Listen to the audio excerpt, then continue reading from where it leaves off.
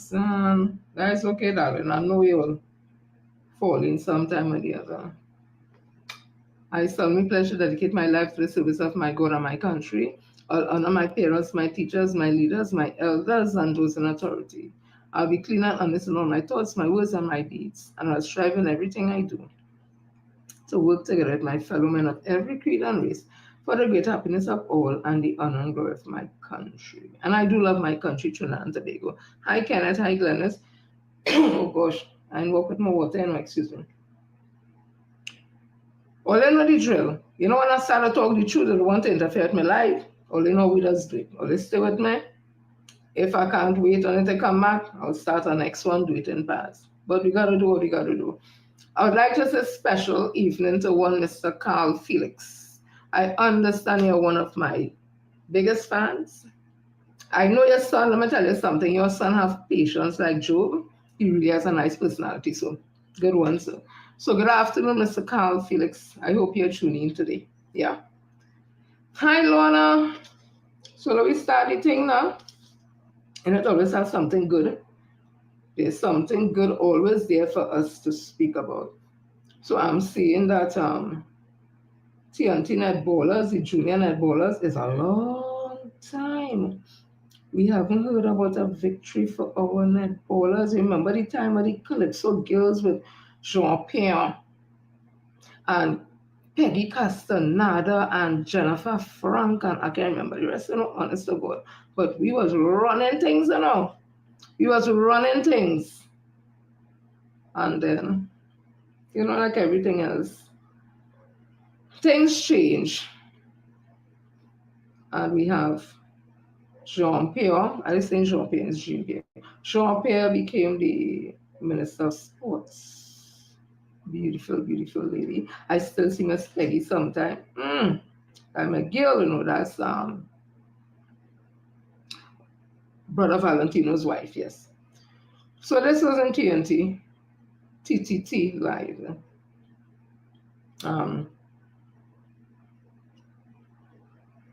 The 13th of April 2025. For the first time in their history, the Trinidad and Tobago under-16 female netball team emerged victorious in the 21st Jean-Pierre Caribbean Youth Netball Tournament held in Barbados. TNT led St. Lucia in the finals on Saturday, defeating them 34-20, but it wasn't the usual dominant performance for TNT in the first half. They went in at the break leading by 5 points at 18-13. However, thanks to strong performances from Cheyenne Lewis and Michaela Grant, TNT found their feet in the second half and emerged victorious. TNT also claimed the titles of the best defending team and the team with the best goal average after scoring 181 goals. So let's give it up to our netballers, our junior netballers, for their victory.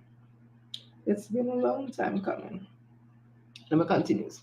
So I'm seeing, remember what I've spoken, if you all remember, about lands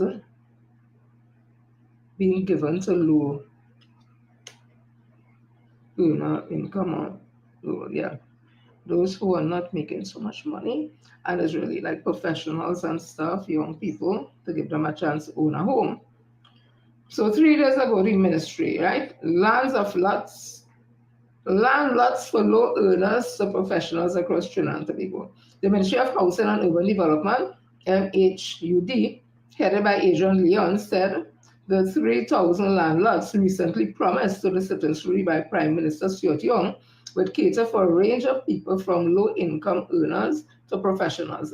In a statement in reply to a query by Newsday, the lot will cater firstly for low to middle income housing between 250,000 to 500,000.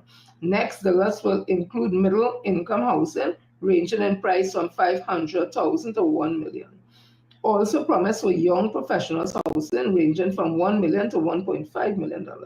The lots will be distributed throughout communities within Trinidad and Tobago with strategic locations identified across the country, the ministry said. The location identified were North Trinidad, Santa Rosa, La Culebra, Castaignat, Toco, Mausica Estate, and Bonaire. In central Trinidad, lots will be provided at Hoover, and Presal.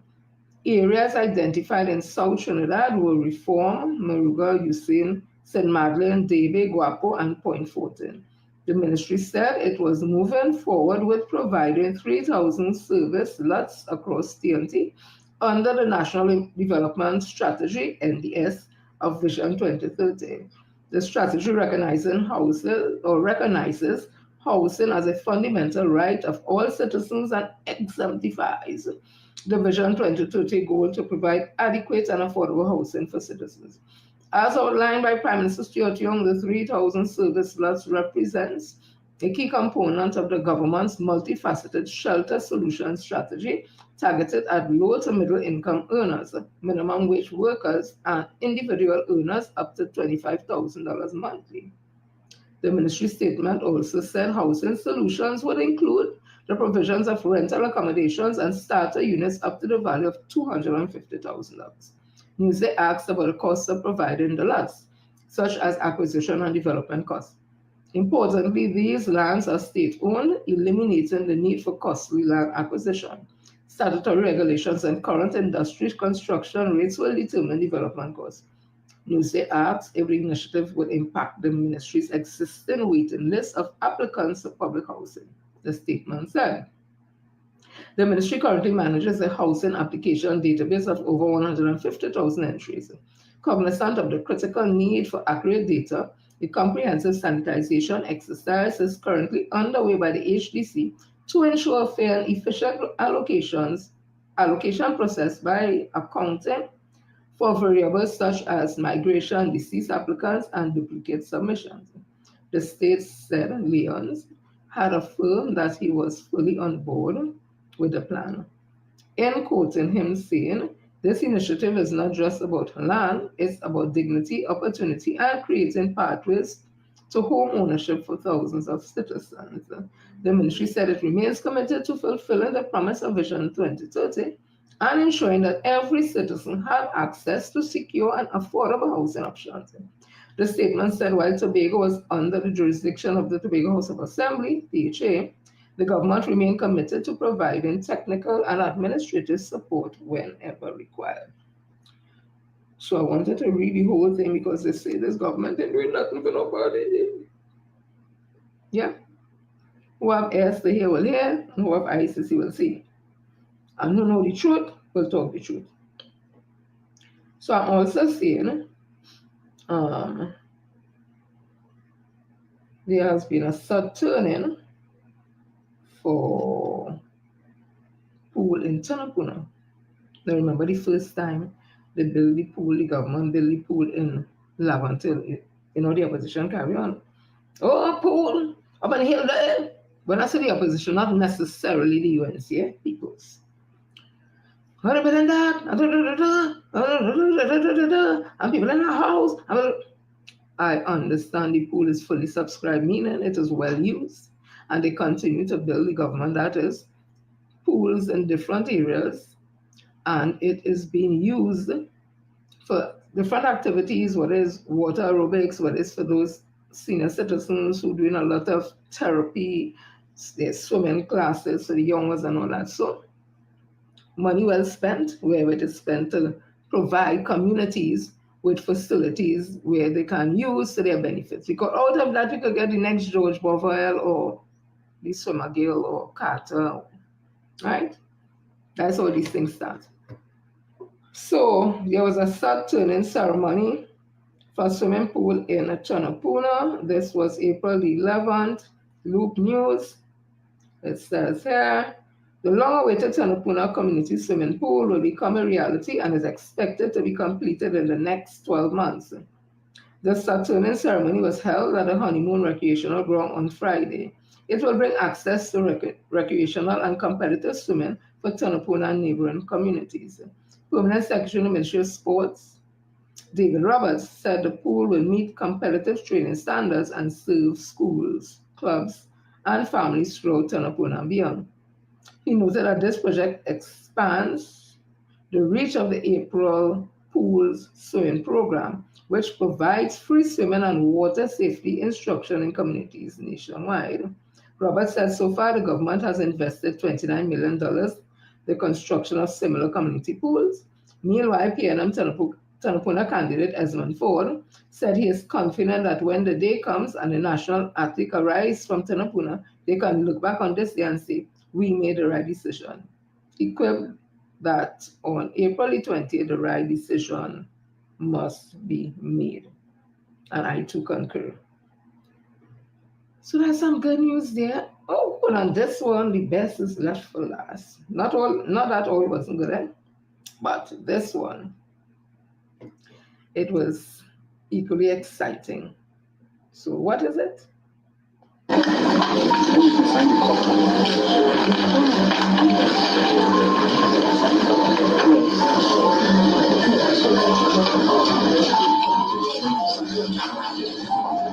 Mr. Vieira, this is extremely proud moment for you to bear witness to some of the hard work you and the team we've done to the permanent secretary. We thank you for your service with distinction to all of us.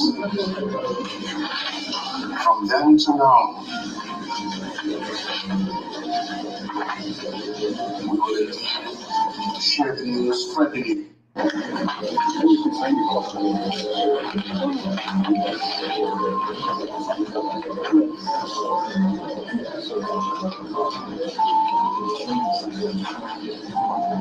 Mr. Vieira, this is extremely proud moment for you to bear witness. And what is this? Let me find the story. We just signed through the Ministry of Transport. We would have signed off on an aerospace agreement for connections through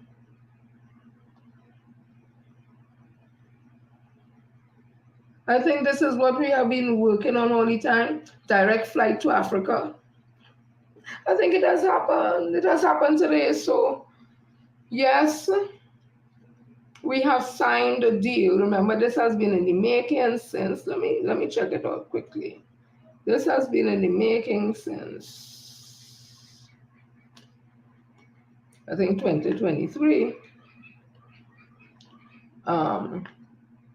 Let me just get a story on it because they just have them signing and not really saying anything. Let me get it. Give me a minute only. I should have gotten it before, but just now. Well, give me a minute, huh?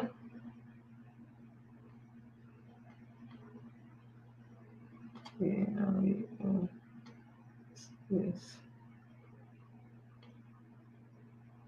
Right. This is better. That was just visual. Let me just read it. So this was in Loop News 32 minutes ago. TNT Nigeria signs bilateral air services agreement.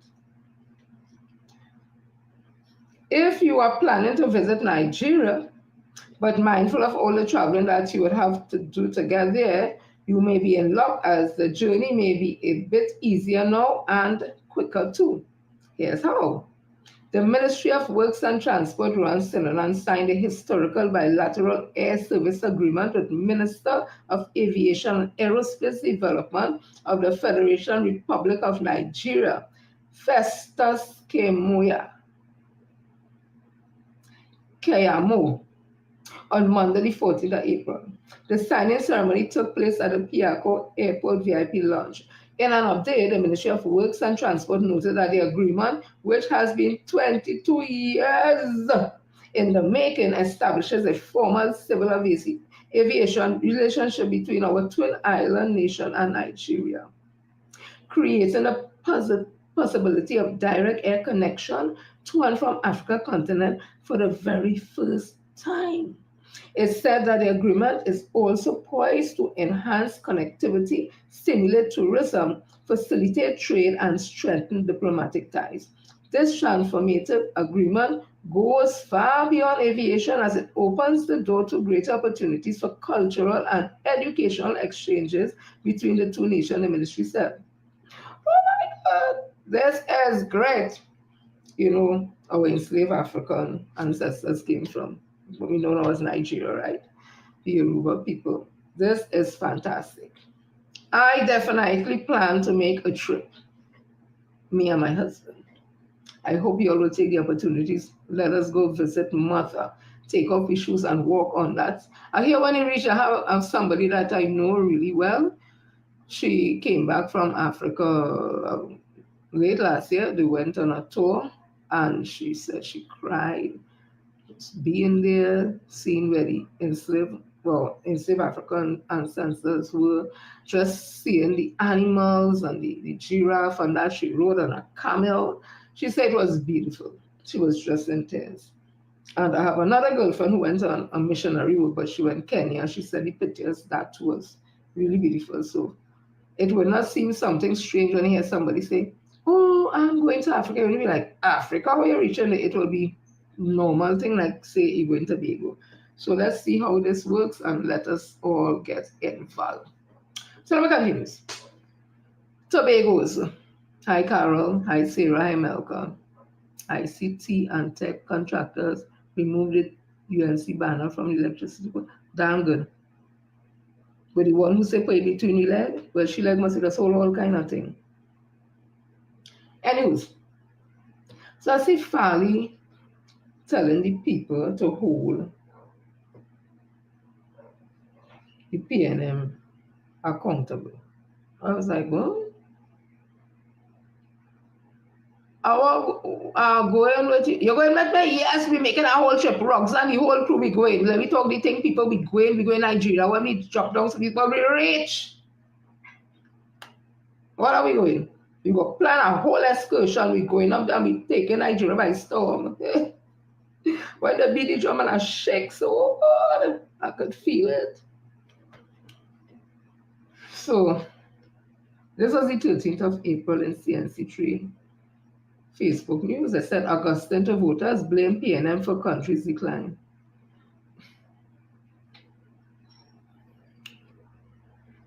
Tobago People Party, TPP, political leader Farley Augustine has urged voters to hold the PNM accountable for what he described as the country's current state of decline.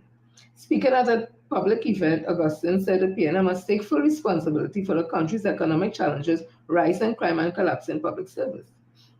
Everybody else is the problem except they, who have been given more times, more opportunities than any other party to govern the country, he said. He noted that since independence 1962, the PNM has ruled for the majority of that time with only a few short breaks in leadership.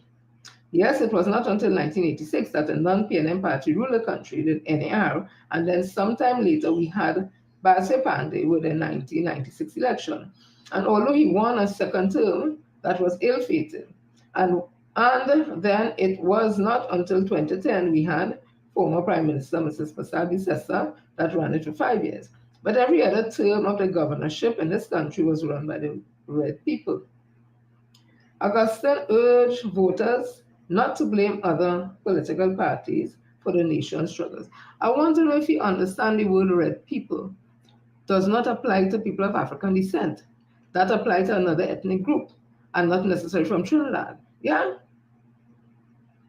So, anyway, I will come to Farley and just now.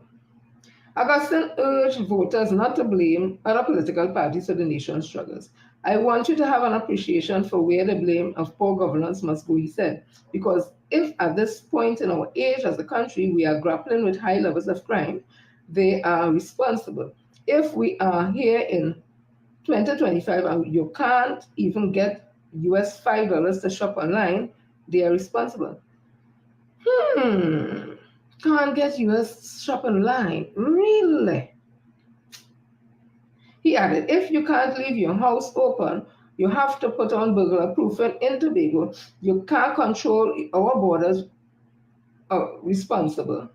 When it is you see that public transportation in the country it ain't good, it's not the best.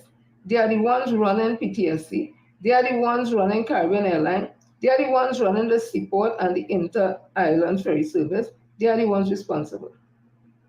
I want to tell Farley Chavez Augustine something which is stupid looking self. I had to call it stupid looking. When the highest increase in crime ever in Tobago, who is in the THA? So you're not to be held responsible for what happened in Tobago. It's under your leadership. For the state of Tobago and the state where nothing happening since your day, who to blame? Not you. Because I want you to know, you little snotty-nosed imps who say you went and do linguistics. I want you to understand that when ONR, NAR, and DSC, and all them was in charge of Tobago, it didn't have no developments. When Dr. Eric Williams wanted, when they came into to build the airport, God rest his soul, both of them, Anna Robinson, chain all you up. You wasn't alive then, your mother and them may have known, bless her soul if she's not here. Chain all you up in Tobago. To police have to lie down all in the road and all connecting to stop developing the airport. And now, thank you for it, have one name after him, a beautiful and even better than Trinidad. All the development that Tobago has, for the little snotty-nosed imps or snotty-nosed imps, is the People's National Movement who build and develop Tobago that you're enjoying everything now. It's a PNM government did it. So I don't know what all leaders be talking about. Mr. Robinson, unfortunately, would have created a position in Tobago or this kind of, because of whatever issue he and Dr. Eric Eustace William had, whatever, he chained up Tobago people, that's my opinion, to have this kind of division from we in Trinidad. But Fally, who it is, you think, give you the opportunity to go on scholarship to study, is the PNM. UNC gave you that?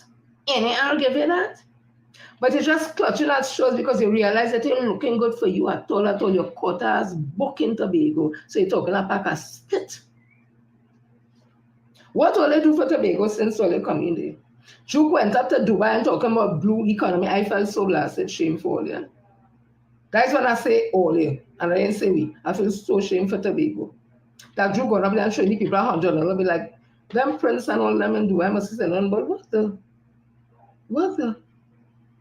what come out of that? All the trip you travel, you let ass all over and going by the same white man and bowing down and all kind of thing. What come out of all them travels? Tashia, the one who tell me about, we on wash and unclean. Who she looking more frothy and greasy and slimy no more than everybody else. Where she bring back? She's the Secretary of Tourism and Antiquities and all kind of thing, whatever the hell it is. Where she bring back?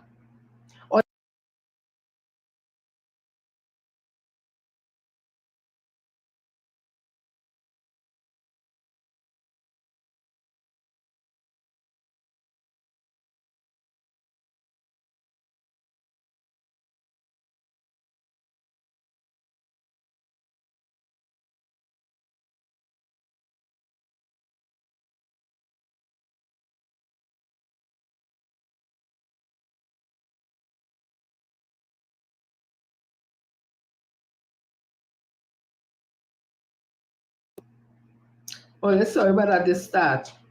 You know what that's be. Don't worry, let's stick with me. Yeah, the little unwashed one who does look slimy as hell and talking about me. How she become Secretary of Tourism in any way and Culture and Antiquities and Tobago? How she get that work? Most useless, I talking about work-wise. Incompetent. What she bring to Tobago? Oh yeah, I was saying, they go on Grenada to help with the carnival. You got a county job on your hand. You live in Mecca, which is Trinidad, which is Trinidad and Tobago, to get assistance for carnival. Go on Grenada and what? It's still Trinidad people going across and make all the carnival big. And what happened this year? Always a set of waste of time for you to be talking about anybody, to hold anybody accountable, because all they want to be the government of Tobago, they're supposed to in Tobago hold you accountable. All we're going on, all they promise them young people work, all they fool them. All they promise people extra payment, all they fool them. All they fool the people when all they was a juke PDP and all kind of thing, and all they leave all they say we go fix this. All they leave juke hanging, all they go and say all this independent. Nobody vote for no independent. And all this TPP. You're nasty, you're dirty, and you stink, Fally. When they go in your belly, they tell her, if you say how nasty was looking, you're looking fat, eating nice. You see where do juke? Me I know juke fan, but see where do juke? Don't worry. Kiama in your ass, you will get. So where do juke? And juke vice versa, where do Tobago people and fool them? Same blasted thing. Same coin, just that's tail, head and tail. I hear some jellyfish or something. Somebody says some jellyfish and some kind of bacchanal. I ain't too sure. Anywho's, end result is Fally blame your blasted self and the Tobago blame you. So Juke is saying no.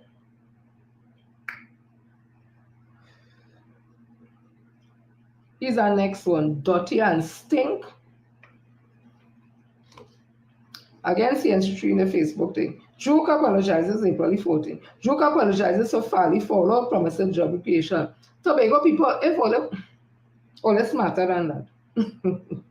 All is smarter than that. Juke does lie bad. Tell them I say so. Tell them I say dirty and he stink and he does lie bad. Tell them I say so. Progressive Democratic Patriot PDP political leader Watson Juke has issued a public apology to Tobagonians for the job losses and economic hardship he says were caused by his decision to hand power to Chief Secretary Fally Augustine. I rest my case. Didn't I just say Fally to blame? And Tobago in a mess? That was the biggest mistake I ever made in my entire life, Juke said during a spot meeting on Goodwood. You know what happened to you, Juke? Fally play you. He play you like a piano. He play there to catch Kobo alive and he catch you. That was hot in your crow. Because you make Fally. Imagine Fally tell me, you look in the closet. I don't know, man, that's our closet. I thought it was wardrobe. Anyhow, you look in the closet and see he have no clothes and you buy a suit for you from England and bring it for him. And Fally in one of the meetings and teachers stand up and say, Brother Juke, them only and no follow. Brother Juke, look this suit. I am sure I remember seeing that. Brother Juke, look this suit you buy, man. I don't know, man does buy suit for man and then the man puts it on when they fall out and tell him, look, I want this suit you buy for me. That is song in. Okay, let me leave that in. That was the biggest mistake I ever made in my entire life, Juke said during a spot meeting in Goodwood. The effects of that is that Tobago was thrown into chaos, people are now without jobs. Juke accused Fally of betraying both the PDP and the people of Tobago. He even went and got baptized and was identified as an elder, and we trusted him. I trusted him with power, great power, I said. So you lead the THA. Now Juke said it's time to fix what was broken and rebuild Tobago as a land of opportunity. Juke, you know this sad thing about you, Juke? You don't really believe all the things you say. All the Juke does really believe these things he say, you know, that is sad thing, you know. Juke really feel he could do this and do this and demand it. It's good to have dreams. So every single person in Tobago will have a job. That right there is a red flag. Because we will control the treasury. That's another red flag. That's delusional. And when we control the treasury, we will spend the money on the people so the thieves will have nothing to steal. Oh God, Lord Father, excuse me. He promised that CPEP, URP, and development workers would earn a minimum salary of $5,000. That's another red flag. The first major project we are going to do is to ensure that people who are working as CPEP, the CPEP workers, the URP workers, the developmental workers, those picking up cash on the road will collect a salary of nothing less than $5,000. I don't know if it's pick up cash. I don't know if it's trash they go to write, but then if it's trash, it's missing plenty words because cash, they say it's trash. Oh, Lord of mercy. Juke also pledged to increase pension from $3,500 to $4,500 and announced plans to hire 5,000 full-time workers in every district in BT5 communities and repair home. You know why I'm not going through this delulu in my head? You see this shit? Not me. Juke, tell me how we get any money to do all them things. Just tell us where the money coming from. It can't be dependent on the treasury. You really can't be banking everything, all them shit you talking there. You can't be banking that. And people, excuse my language, eh? Because it's like, you know, you had enough. Let me stop fooling people. Juke stop fooling people. Tobago people not stupid. All of you say they don't read. You say they don't read papers. They don't watch TV. They don't listen to nothing. Now what you say about your own constituents in Roxborough, I don't believe it. Tobago people are so stupid to fall for you a second time talking all this bull crapping people here. First thing they're supposed to ask you, where you get any money to do all them things? In the public service, where you didn't settle no negotiations, is we working on 2013 salaries. A typist, a clerk typist in the public service, get them a $5,000. You talking about a stupidness, but a CPAP worker will get $5,000? You can write in your head, boy? It's because that you public officers still on 2013 salary because you got a settlement for the period 2014-16 and you did nothing. You say you'll open it and you never open it and you never tell me nothing because you're busy forming the PDP. That's why. That is why. When Farley do you, it's good. And when you do Farley, it's good. Because all that time you're supposed to be going in front of the CPO and talking and negotiating properly. You were before the CPO talking a pack of stupidness. But you wasn't interested because you're forming the PDP. You then went up as independent, you became minority leader, all that so was in the politics. And Felicia Thomas, that jackass, who was under your all them time, who is alleged still a temporary worker in Wassa and still paying mortgage. She was under Leroy Baptiste and still had them things alleged. Then I to tell her saying she's a jackass. She was right there. She ain't get permanent, nothing at all in Wassa, but that is not the salient point. The salient point is Leroy Baptiste was consultant. She was right as general secretary. So three of them is to blame. Public officers, every time you remember that you're on 2013 salary, blame Felicia Thomas, blame Leroy Baptiste, and blame Watson Solomon Juke. So Tobago, if all want to take that chain up, we know about Juke in the PSA. Juke is on trial for rape.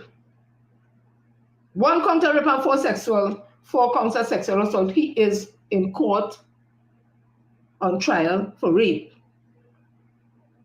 Whether or not it's judge and jury or judge alone, they will determine that, but he is in court for rape. It has gone to the high courts. We know Juke better than all you. When we were telling all you, the TH is not the PSA or the costly. That paster, not even pastor, the paster, deceitful nastiness. So we go protect him. You go protect him. And they still turn on and stab Juke in the back.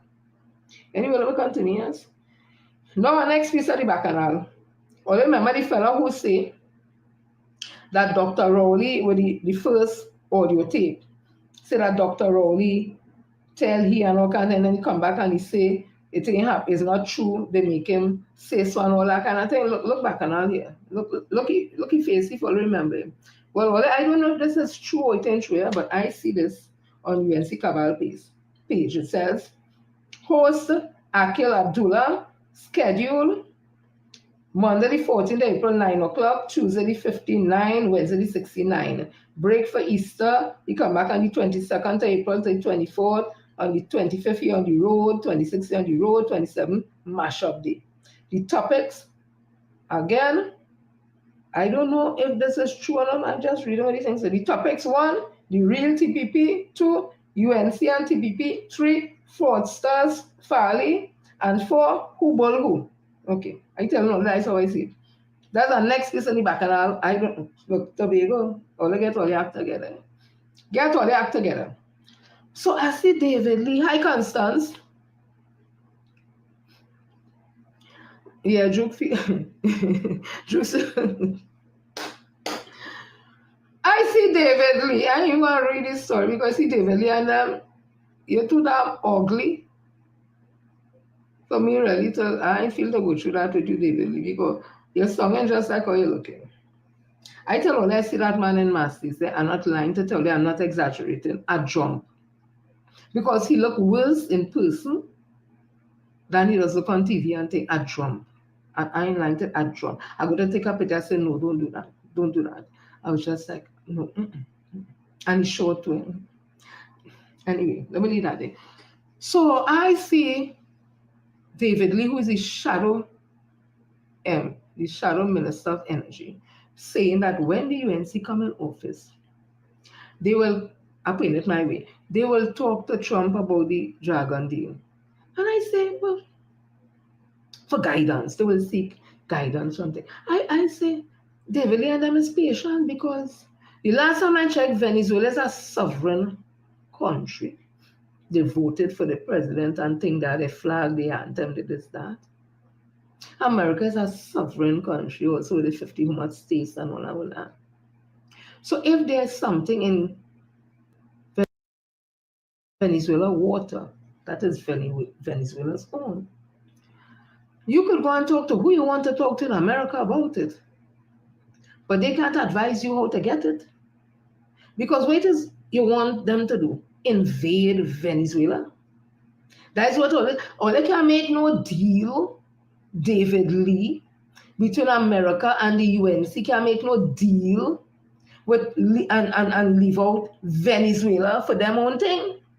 It's not Trinidad thing, you know. That Venezuela. So just listen to all the talk if people sensible. They will know you're talking a set of foolishness. And that is why I come into these influencers. I have nothing against these influencers. I used to enjoy the content because bacchanal sometimes could true confusion. Blah, blah, blah, blah. I've never seen none of them talking politics. Never. So when I see them jumping out now trying to have a conversation about politics, because they don't care what's going on in this country, them used to be having the bacchanal grab a snack, this and thing, next one splicing, we're going for the day and thing and laugh. I don't used to laugh at the little things with all of them. So now them playing the talking politics, so people must believe all they get paid because and the sad thing about it, all this sounding foolish because all they didn't even know what they're talking about. Imagine the one in NCW thinking them talking about PNM racist. About PNM saying UNC racist and it's PNM who's really racist. Oh, really? But we'll come to that. So as I was saying, David Lee is saying that they will talk to America to get guidance on how to get the dragon gas. I put it my way. And I'm saying again, these people, the Lulu. And people, all they have to look at the options and realize who making sense, who totally unhinged, and who's stable and credible. Because in no way America could make no deal to get Venezuela gas and Maduro or whoever the president is now, will be, whatever it is, not involved. Okay, that's what I say. So let me continue. Dave Tanku say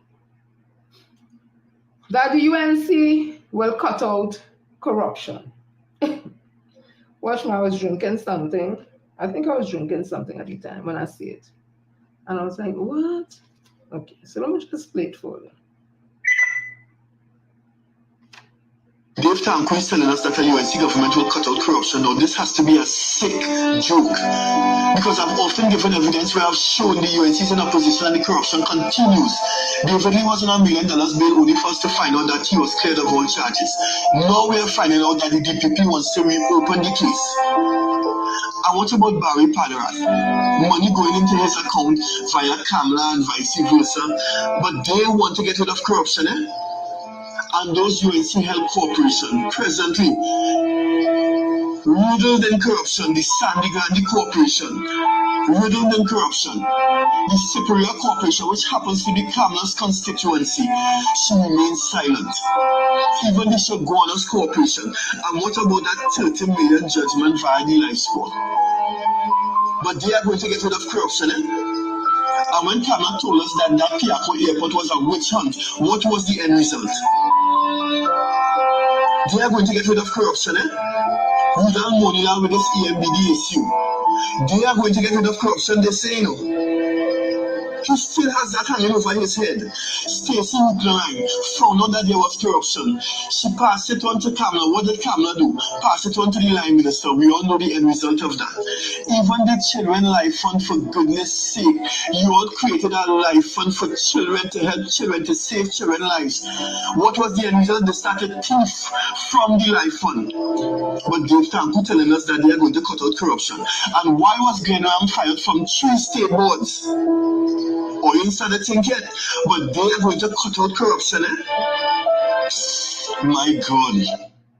Right, Dave Tanku say they're going to cut out corruption. I just going to play Let me just play my own. Look, I tell all you, listen to what people say in the hinged, the unhinged, the drunk, the credible. All right?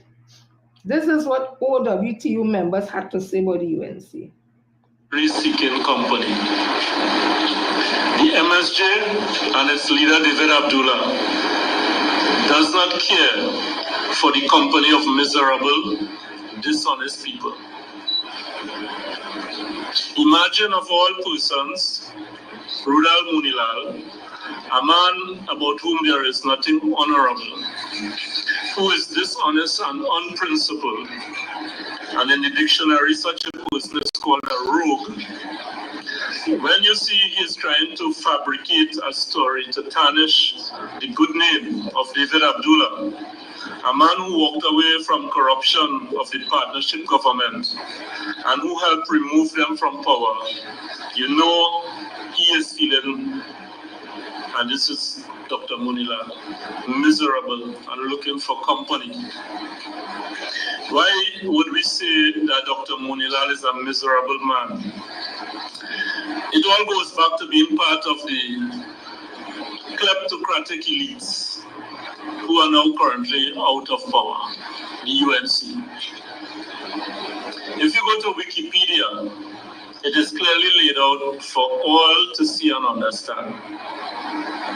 A kleptocracy is a government with corrupt leaders, kleptocrats, that use their power to exploit the people and natural resources of their own territory in order to extend their personal wealth and political powers. Typically, this system involves embezzlement of funds at the expense of the wider population. A kleptocracy is a government ruled by corrupt politicians who use their political power to receive kickbacks, bribes, and special favors at the expense of the populace. That is MSJ. I must give, I was tell David Abdullah, I must give him his pips because he stay out of this whole bacchanal with them. He stay out. He didn't get involved in this coalition of interests. So everybody have an interest. So Roger Day, and he said they, that woman, I see, well, Felicia Thomas joined that woman too. They may have mouth to talk for the rights of workers. Them have mouth to go and join themselves and all kind of stupidness. The one for contractor, general workers, and postal and all of them. Them interests. So you hear MSJ say, Kamala led a kleptocratic government. I mean, everybody corrupt. But Tanko say he's going to, the UNC is going to, well, root out corruption. Wait. You remember they now say about a kleptocratic government, everybody contracts. They talk about that, right? What it is, the allegation against Munilal is about, not the saying the MBD thing is cartel-like behavior with regards to contracts. Well, listen to this.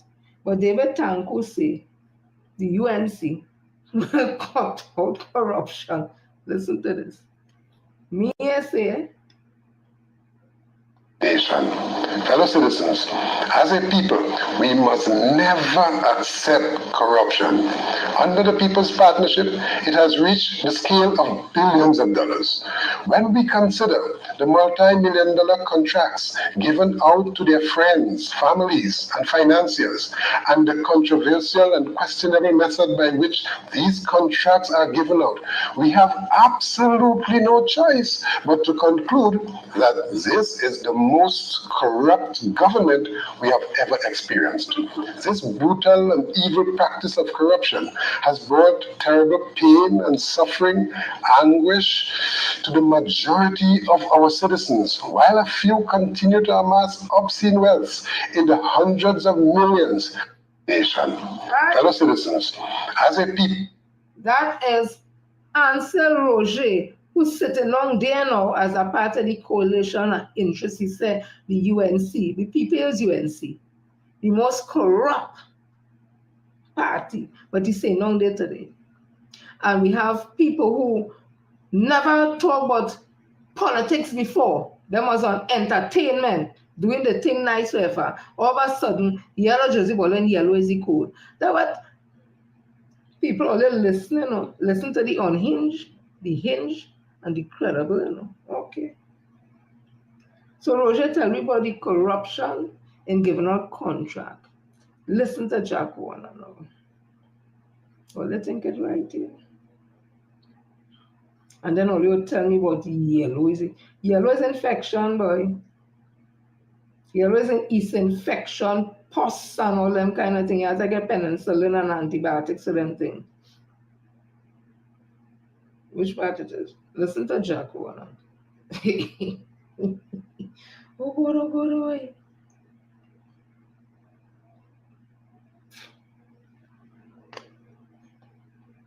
We have said it quite clear that under no condition we'll go to UNC. We cannot impose on this country anymore one of the most corrupt government this country has ever seen. Let me make it clear to you. In the past, really, you have governments and there were persons in the government who were corrupt. But never in this country's history have you had a whole government that is totally corrupt. There is not a single minister you can point a finger there and say who is clean. We have some of the most absurd. I mean, if you look at WhatsApp, for example, I have some documents for WhatsApp. It will blow your mind. If you look at the kind of payments they make for jobs that are not done. So, I mean, it's ridiculous. And Mrs. Prasad, is aware of all of this. All of this. I mean, housing the same thing, trailer industry, same thing. Wherever you turn, and you just goes for me when you had pockets of corruption, but it is all pervasive, and that is UNC's legacy to this country.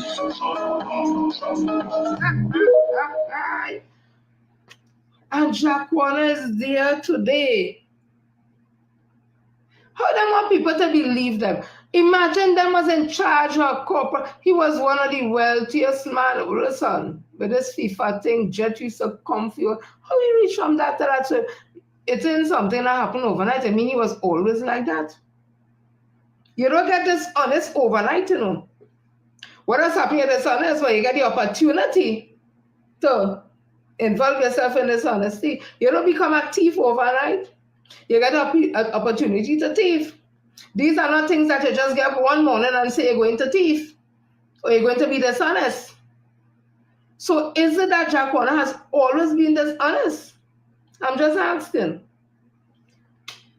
So after they tell us the UNC is corrupt to its core, every single member of the UNC corrupt. After they tell us the UNC is the most corrupted party in the history of Trinidad and Tobago. After they tell me Kamala Prasad says are drunk, she just fall down on Gandhi statue, she just fall down about, she just sing. We hear about girls, we hear about something and ganja and all kind of thing. People, alternative license is not my business. Between consent and others, I'm not interested in that. But once it is being used to hold power over people and to influence and stuff, that's a different story. We heard it as alleged Rishmi was her girlfriend. Not me says what? Jack Warner and I sit down in a green jersey, a green shirt and a pants and a nice couch thing with the young people, wherever he talk, them talk. We hear all them things. And Roger Warner, and he said all of them on stage today with Kamala in what? Coalition of interest. Oh God. But Tanko say, they go, well, basically root out corruption. Tanko give we a bald-headed child. All they listening. And yes, I see somebody put it up. Go on a woman page called Cathy Jofield. She did a recent live. It is long, but let me tell you something. It is worth listening to. I play that today while I clean and whatever it is to keep me company. Let me tell you something. If all you didn't believe that the UNC racial, Kamala and them racial, they don't like African people, and they just call with the N-word. Listen to Miss Jofield, who was in the belly of the UNC, just like Julia Davy. And that woman spoke without having a book in she hand, and she go back and she stories wasn't disjointed at all. If she talking about something here and she had started another topic, she said, I'll go back to that just now. When she finished talking about that, she going right back to the thing where she said, let me tell you something. The woman on point with what she's saying. I believe what she's saying because I just say some of the things that she's saying based on what other people saying. I hear and she say it now, so I more believe this thing. The UNC, especially under Kamala Persad, says one of the most racist political party that have in this country. And the racist towards people of African descent, who they don't call African. So when this fella, this NWC, WNC, or whatever it is, talking about the PNM racists, and the PNM does want to talk about everybody, but nobody can talk about them. He don't understand politics. He don't understand nothing. He needs to continue making his comedy, right? And do his shows and things like that. Because I want them to understand, when the election is over and the People National Movement wins, all the people who used to follow all year, or who even right now following all them think all they gonna lose some of their followers because all they get all themselves involved in politics and those things. Why you always say mutual and build all themselves and all the page like the other influencers do it? All they get all themselves jumping just so. All they never ever used to talk about politics and just all they jump out. Talking about coders here, really? And talking about PNM racists, really? PNM don't have a history of racism. But we are hearing from Ms. Jofield, how racist. Imagine Ms. Jofield say, I seen after she. They send she and somebody else to work. I think it's a corporation or something to do the books. Like she got an account, so she trained in accounts or whatever. And their salary was $3,000. It had an Indian woman working in the place already getting $2,000. And the Indian woman say, I can't remember if she young or old. She said no N can be working for no more money than she. And when them turn up to work, an Indian man who in the place whoever, give them 2 chairs and put it on by the security and tell them they had to stay there. Me say so? Not me. She was there. I wasn't there. When I hear that one, I said nah. She even went on to say with the school feeding program, she and Julia Davy asked Tim Gopi Singh about how they could get a contract to do the school feeding. And she said he tell them something to the effect, what they go do with $1 million? Like, you know, like, you know that kind of way, like them don't know money, you know, that kind of thing. And he never even tell them, well, get food badge, thing in kitchen, nothing and thing and whatever the case may be. So it's like that money too much for them. I listen to those things and I think to myself, but ma'am, why you stay in that party so long taking that type of treatment? But then she said something when she was 16 years old, the father tells she to the PNM, don't ever go to the PNM because the PNM don't like black people. But you sit down in a party, ma'am, with all due respect, who calling African people in, who treating it so you can't get nothing. So you ain't realize while you're sitting down there amongst them, that is them who don't like African people. But again, it's about time and season, so we think this is your time to talk about people. I kid you not. Go on the page and look for that video, and as I say, it's about 3 hours long, but it gives you a further insight from the perspective of a person of African descent who have been there for years, and the things you would have heard Julia Davis spoken about. So I firmly believe what they have been saying. So it continues. So Paradat say there was a meeting in the PNM had its campaign meeting at the PNM. The party group, the PNM, not the government. The PNM had its political campaign meeting in San Juan on, it was Friday? Yeah, I think it was Friday. If not Friday, it was Thursday. And Dr. Rowley appeared and speak. Imagine Paradat saying it shows that the PNM desperate. how Dr. Raleigh returned. And what return he returned? Dr. Raleigh is the political leader of the People's National Movement political party. The People's National Movement political party had a campaign meeting in the Kwesi, and he, as the political leader, went and talked. How that shows desperation. It wasn't the government at Trinidad and Tobago talking. It was of the political party, the PNM, and he's the political leader. Who best to speak on the platform other than the political leader? And we happen to have a political leader, one person, and the prime minister, the next person. So how that is desperation? Where he returned from? Where he returned, he has always been there.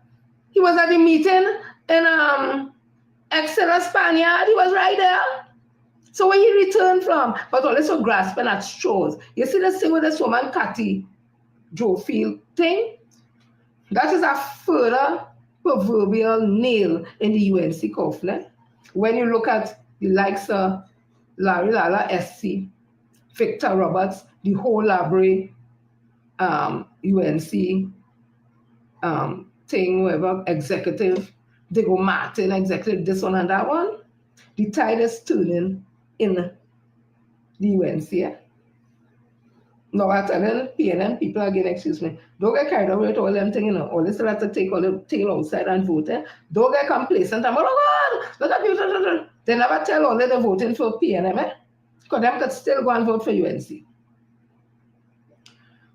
Well, they come out and vote. But we're watching this, see how it's going. So let me continue. So somebody said that the UNC economic plan is a disaster. And that is why I really want to focus today, really. Yeah? I'll tell you why, because this is serious. Especially the public officers who get caught up with the dotage talk by that jackass who is the PSA president now. I do not apologize for calling she a jackass. They want to get into politics. Well, if I could call Kamala and them name and call this one name, I could call you too. He is no longer the president of PSA. So I have no respect for you. So this is what somebody wrote, the economic plan of the UNC is a disaster. There was an azpnews.com and this by Vayash Nandyal, if I pronounce it wrong, sorry, sir. Following the 2025 budget response by the opposition leader last September, I wrote commentary on the UNC economic plan, which was published right here on AZP News on September 8, 2024, entitled UNC Manifesto and Economic Disaster. I noted even then that Mrs. Prasad's successor price meal plan presented was destined to cut revenues significantly while dramatically increasing expenditure, thereby pushing the budget deficit to as high as 20 billion. I concluded this will be a fiscal and economic disaster for this country. Now we have more elements of this plan being communicated in this election season. I would like to add part 2 to this expanded analysis. Unfortunately, this new information, far from changing my conclusion, only strengthens it. Mrs. Prasad's successor in the UNC continues to make excessive populist promises to the people of this country in the hope of enticing them to support the party and place them in government. Once more, an analysis of these plans shows again that revenue will be reduced further while they intend to significantly increase government expenditure. My own analysis, as well as publicly available calculation, such as those presented by Mr. Anthony Wilson in a recent Business Guardian article entitled, Can TNT Afford Calmer Promises?, paints a grim picture. Interestingly, Mr. Wilson's presented analysis, which he stated was independently verified by economists, also estimates a similarly excessive deficit close to 20 billion resulting from the UNC plan. However, Mr. Wilson is not the only one, as economists and financial experts across the country have started sounding the alarm. In a recently published Guardian article entitled "Economist Questions Feasibility of Opposition's 10% Wage Promise," economist Dr. Marlene Axe warned about the UNC plan, stating the proposal is risky given TNT financial constraints. Dr. Indira Sajiwan, in the same article, wondered if some of these promises might be unrealistic and premature, and she was a UNC senator. Mariana Brown's opinions on these promises was, you can only finance those things with either more taxes or more borrowing. However, there's another option which may be so feasibly irresponsible that the rational economists may not contemplate it. This is a devaluation. I have seen presented on the political platform evidence that the UNC may plan to remove the so-called dirty float and expose the TNT dollar to market forces. If this is what it sounds like, the question has to be asked. Is the UNC intending to change our exchange rate to a free float? Given the current market dynamics, this will at minimum lead to a significant depreciation in our currency and at worst, according to Prime Minister Young, can result in a possible 15-to-1 devaluation. In a catastrophic scenario like this, prices can more than double, increasing by as much as 120%, practically overnight. On fixed salaries, citizens will be able to afford far less at the supermarket, and grocery basket could be cut by more than half. To put into perspective, it is TNT 15-to-1 US rate exchange. A 10 kg pack of flour can move from $65 to almost $145. A 2 kg pack of rice can move from $25 to over $53, and 1 pound of potato can more than double from $5 to $12. A depreciation or devaluation of this magnitude can pauperize a country, drastically erode spending power and saving, and lead to severe economic pain and hardship. Just a little more, because this is important. More so, a significant depreciation or devaluation of the TT dollar will have the impact of increasing the TNT dollar value of our foreign debt, immediately increasing our debt burden and the pressure for debt servicing. Fear and loss of confidence will scare foreign investors who will withdraw investment, and US dollars, resulting in a stampede of capital flight. In a free float, this will invariably add further downward pressure on the TNT dollar and results in a continuous destructive downward spiral. A free float in a panic and crisis of confidence can lead to a vicious and debilitating cycle, which can eventually lead to skyrocketing hyperinflation, disastrous economic decline, and a crushing debt default. We will inevitably be at the doors of the IMF at this point and in store for another further pain, difficulty, and austerity. So in part 2 of my analysis of the UNC plan, a mere 6 months after my first, my conclusion hasn't changed. In fact, it has become even more dire. While it may be easy to promise a fantasy world to voters, the reality is that on April 29, 2025, the seriousness and sobriety of governing will settle in, and a budget with already $5.5 billion deficit will have to be confronted. The headwinds of an increasingly risky geopolitical landscape will have to be navigated, and nimble, adaptive, and steadfast leadership will be required, with unrealistic plans and failure to incorporate our current or future economic realities.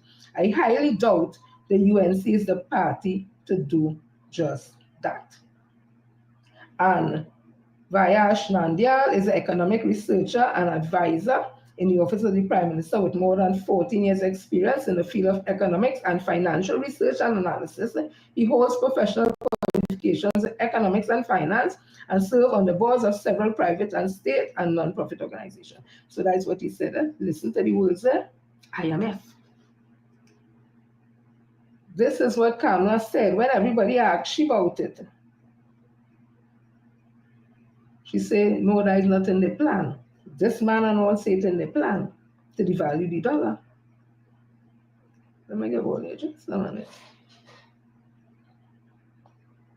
Minister said that if you should get out of office, the value of the dollar is no, that's totally false. That is not on the books of the UNC at all.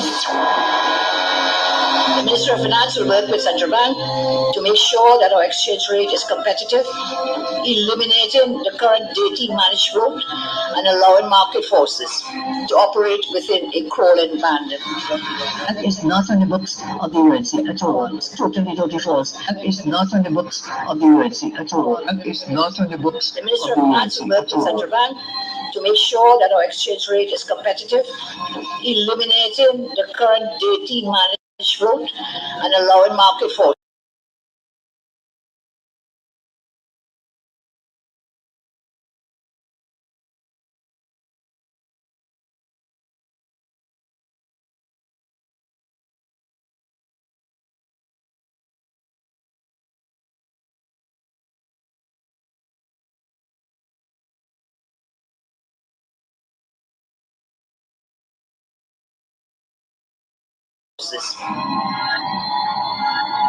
These are serious times.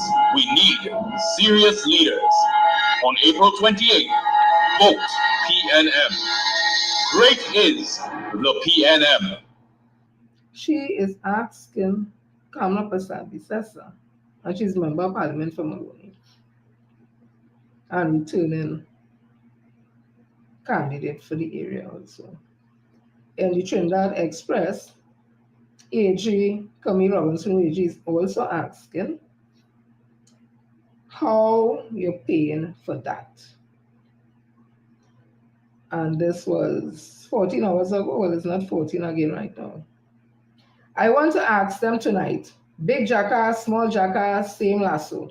We comment for them. Attorney General Camille Robinson Regis declared that she addressed the PNM public meeting at the Quasi in San Juan on Friday. Here it was, a PNM public meeting. That's where the Prime Minister, that is where the political leader, Dr. Keith Christopher Rowley, would have spoken. And you know why we comment for them? Because they bad talk Trinidad and Tobago at every turn they get. They bad talk this country with the US over Venezuela. They wanted Juan Guaido, Venezuelan politician. Now Juan is like Zambo, nowhere to be found, she said. She said Kamala Persad-Bissessar, whom she described as opposition leader for life, and the UNC are rejoicing and gloating at US President Donald Trump revoking license, which will affect the arrangement for Trinidad and Tobago processing natural gas from the Dragon and Coquina and Mannequin fields. She wanted to know whether the UNC would have left the gas fields that straddle the Venezuelan TT borders untapped. She said Persad-Bissessar was promising heaven and earth, and then I want to ask you how you're paying for that. You're talking about opening Petrotrin refinery, how you're paying for that, she said. Reducing the cost of gas at the pump, stating public sector wage negotiations at 10%, how you're paying for that. Repealing the Revenue Authority Act and abolishing property tax, how are you going to pay for that, Robinson Regis said. She said that PNM knew Kamala Persad-Bissessar had no clue how this will be dealt with. We know that she would soon take us to the IMF. Only hear them words again. To the IMF, Robinson Regis said. She said Persad-Bissessar had not given one revenue idea to balance the millions and one promises she was making to the electorate. She said police were looking for half of the people on Persad-Bissessar's team, while the other half was hanging on her handbag. She said Ronald Munila had plenty court case to answer, and Ansel Roger was living in a house paid for by Oilfield Workers Trade Union and was driving a car paid for by the OWTU and received his salary higher than that of the Prime Minister. I said this alleges $90,000 a month. Robinson Regis said when Persad-Bissessar looked to her right, she saw Roger, who dragged an effigy of her through the streets, calling her all manner of names. She said when Persad-Bissessar looked to the front, she saw Anna Roberts of Fly Sport and Lutz fame. She said when she looked behind her, she sees Rudal Munila, who set like a map up, he just waiting for her to fall. And if you look a little way down the road, you will see somebody who some U.S. Marshals looking for, she said.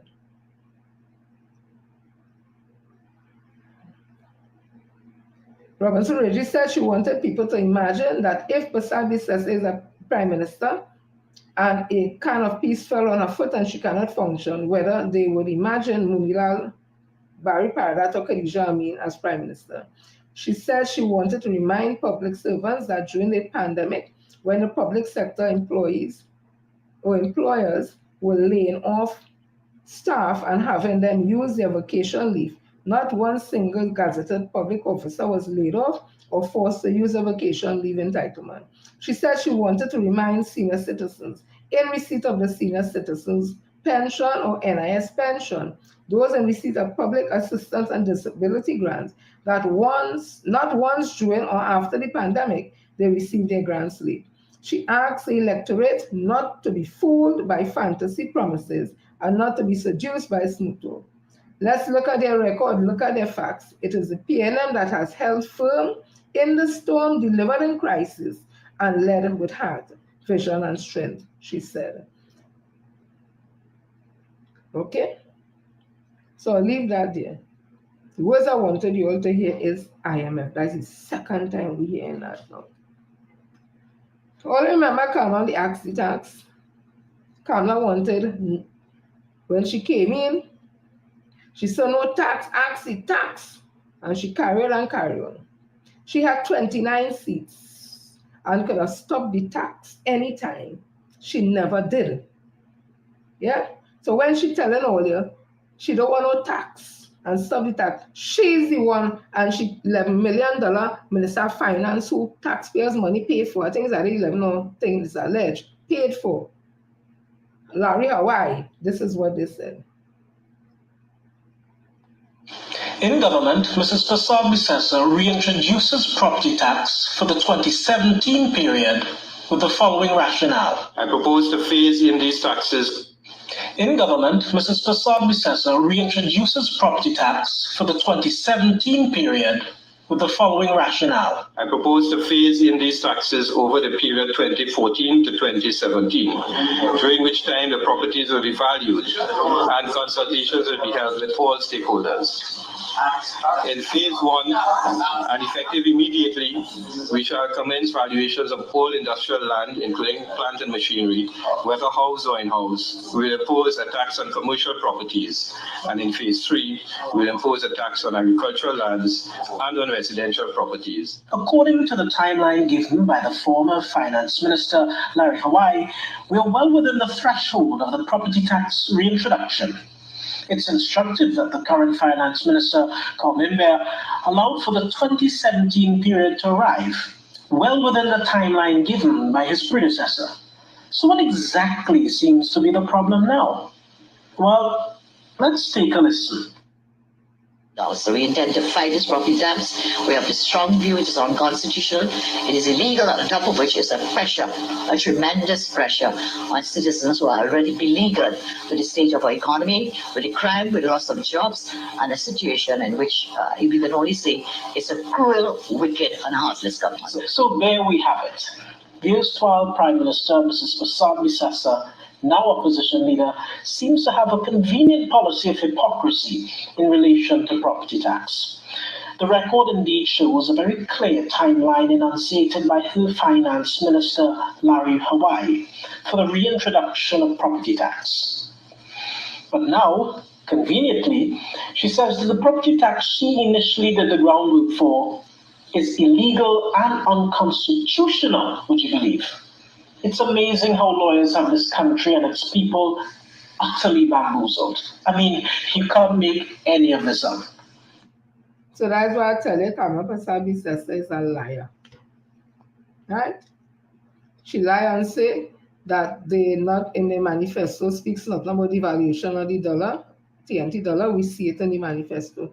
She lie and say them will fight property tax when she Minister of Finance them introduced back property tax. She had 29 seats, she could have do away, repeal the property tax, do away till she did nothing. And to Marky Mark and Marky Thunder, boom, Yes, I'm a sycophant. Proud to be a sycophant of the PNM, because the sycophant of the UNC, they dance.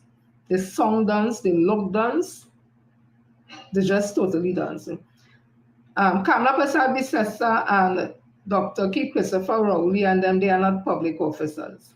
They weren't hired by the Public Service Commission. They are not held accountable by the Public Service Commission, the Public Civil Service regulations. They are not. Their salaries are not negotiated for by the CPO and a union. The union will go and sit down and negotiate for them. So they're different than me. So you can't class public officers, whether it's a police, a fireman, a cook, or teacher, whatever. You can't class them with politicians and the other 900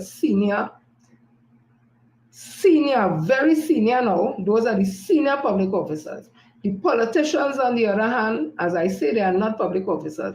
But because these senior public officers are now under the Salary Reviews Commission, they're no longer under the Civil Service Act and Public Service Regulation like we again, because no union can negotiate on their behalf. Long time the union is to negotiate for a permanent secretary, heads of department. No. Them get big now.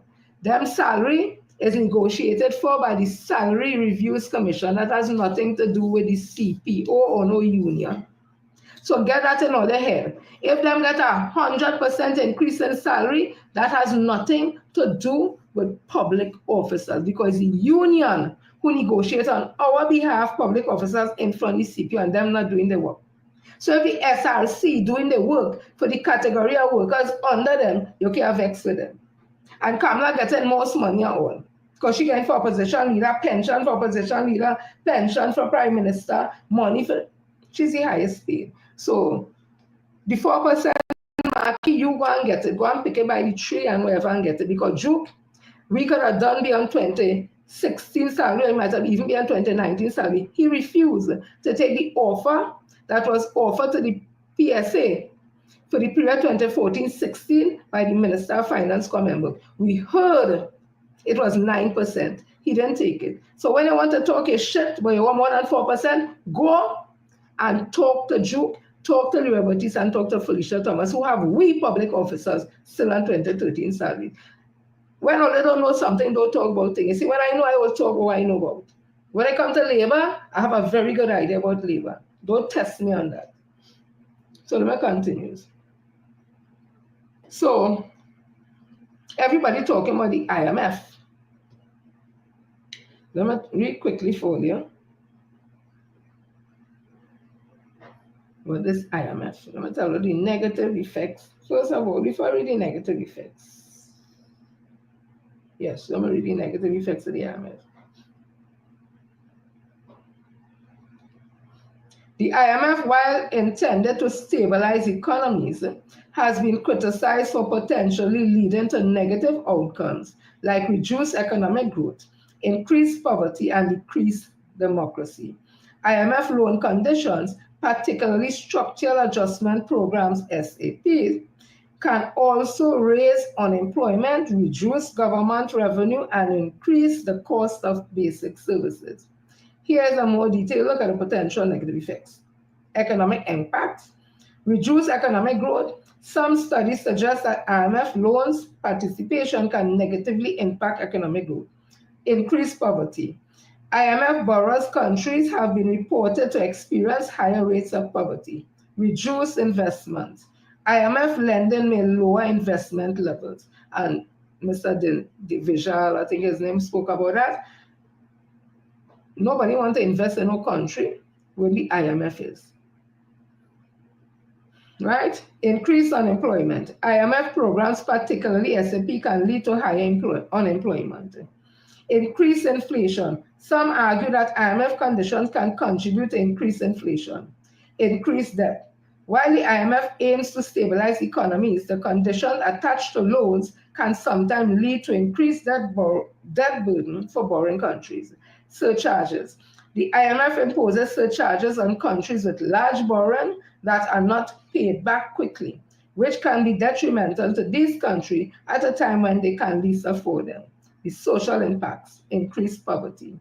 SAPs, that structural adjustment programs, can lead to increased poverty, especially when they involve cuts to social programs, disability grants, NIS payments, senior citizen pension, and the list goes on and on. Reduce social services. IMF condition also often involve cuts to government spending, which can negatively impact social services like education and healthcare. Increase inequality. Going to the health center, getting free medication from CDAP, going to the health center, going to the hospital, you don't have to pay nothing, everything free. Eye surgery free, this free. Okay, with the SAPs, structural adjustment programs from the IMF, all that thing had to cut. Weakening rule of law and democracy. Greater involvement in IMF program has been associated with a weakening of the rule of law and democracy. Other impacts. Dependency on the IMF. Countries that rely heavily on IMF loans may become dependent on the fund, potentially undermining their long-term economic stability and sovereignty. Lack of accountability. Critics argue that the IMF lacks sufficient accountability and transparency in its operation. Imposition of conditions. The IMF conditions can be perceived as overly prescriptive and can limit a country's ability to determine its own policy. Sovereignty issues. The IMF involvement in shaping economic policies can be seen as an infringement on a country's sovereignty. Everybody talking about the IMF, eh? I want only to remember this. Because there was a time we were there, you know. We were there. This was in the Trinidad Express. April 13, 2025. It was updated. Remember the NAR experience. In the constantly changing political landscape of Trinidad and Tobago, the formation and dissolution of coalition often resonate with past experiences. The present United National Congress coalition invites meaningful comparison with the National Alliance for Reconstruction, the NAR coalition, in 1986. Both coalitions entered the political arena with grand promises, only to face immense challenges in delivering on their pledges once they took office. In 1986, the NAR coalition made a splash with a bold manifesto designed to rejuvenate a nation dealing with economic difficulties. The promises made were appealing. They promised the moon and the stars, but couldn't deliver on their promises. Citizens were drawn in by the allure of economic revival, enhanced public service, and a brighter future. However, once they took the reins, the reality starkly contrasted with the expectation raised during the campaign. The NAR tenure was marked by difficult decisions, including an International Monetary Fund IMF agreement that mandated austerity measures. That is the SAP. One particular contention step was a 10% wage reduction in the public sector. This decision prompted widespread dissatisfaction as citizens experienced the impact of an economic strategy that seemed out of touch with their daily realities. The promised prosperity never materialized, leaving a disillusioned populace in its wake. One glaring parallel is the issue of currency devaluation. Under the NAR, the local currency, previously stable at approximately $3.60 to $1 fell considerably to $4.75. This devaluation fueled inflation and eroded the purchasing power of everyday citizens. As the UNC coalition strives to tackle current economic issues, including foreign exchange market fluctuation, it's hard not to wonder if history is set to repeat itself. In this critical moment of political anticipation, it is necessary that the experiences of the 1986 NAR coalition should act as a warning to the electorate, emphasizing the importance of transparency, fiscal responsibility, and authentic engagement with the needs of the citizens. This was by Richard Kanai at Rio Claro. take warning. Let me tell you about the country who went to the IMF. Recent vintage.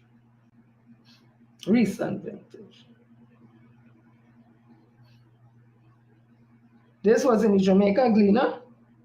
Barbados opposition leader Mia Mottley has accused the government of betraying Barbadians by opting to send home 3,000 public servants next year. And this was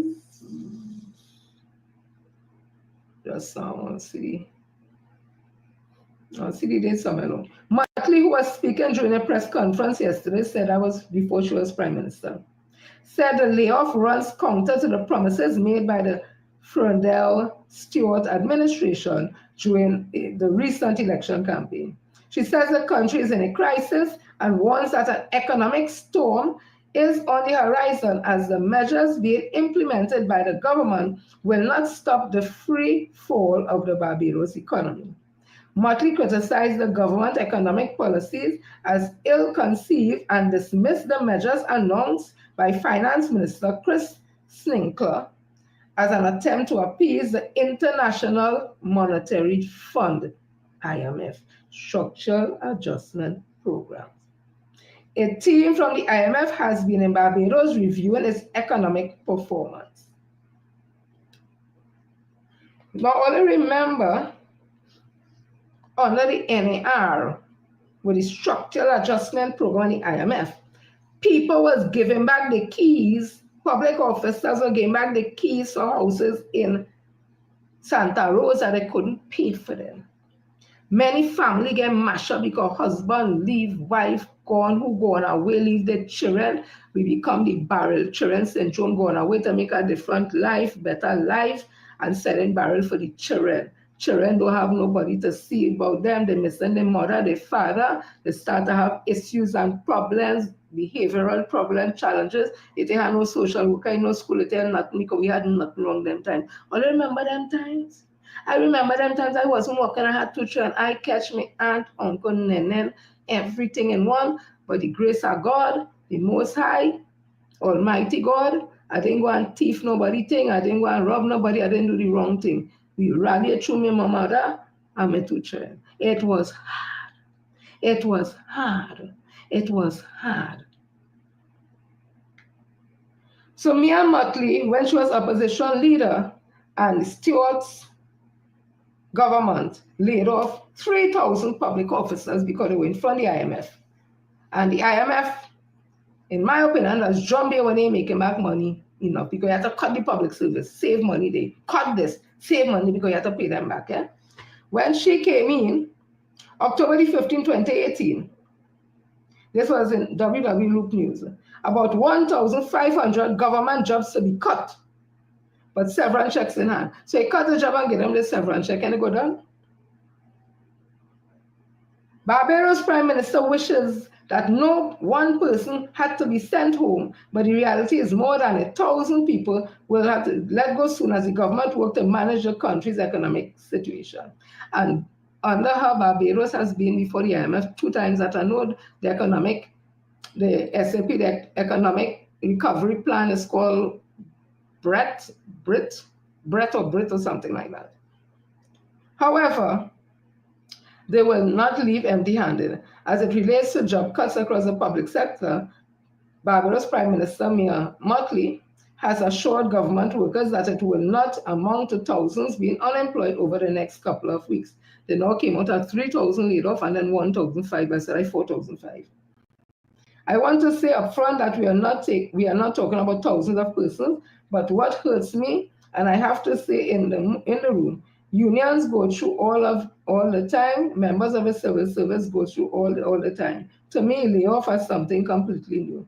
So forgive me if I don't feel good or well at the time, because I believe fundamentally that these are our brothers and sisters. These are mothers and fathers. These are our Barbadian neighbors and friends. And if I want to try to do, what I want to try to do is to have the government use the approach of a scalpel and not that of an axe that wildly cuts. So you have to trim away the fat. The IMF wants the money. Stating that she is not one to make promises, she went on to assure, I can give the country assurance that while we do not have an exact number because we are following process rather than arithmetic deduction, we know that it is unlikely to be more than 1,500 people over the next few weeks.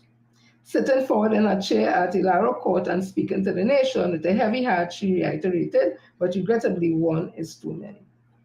And that is because she before the IMF with a structural adjustment program right now. And she had promised, she stood up against the government when she was in opposition. They sent home 3,000 people because of a structural adjustment program, the IMF. And she came into office, and when she met what she met, realizing IMF won the money, she had to cut people too. So come right back to our situation here. Come up promising 10% of public officer, promising this and promising that and promising that, but don't want to collect no taxes, want to cut taxes, want to cut the corporations and them taxes down to, what, 17% or something, so from which part there is now 30-something%. Don't ease up on the people, don't let them pay for nothing.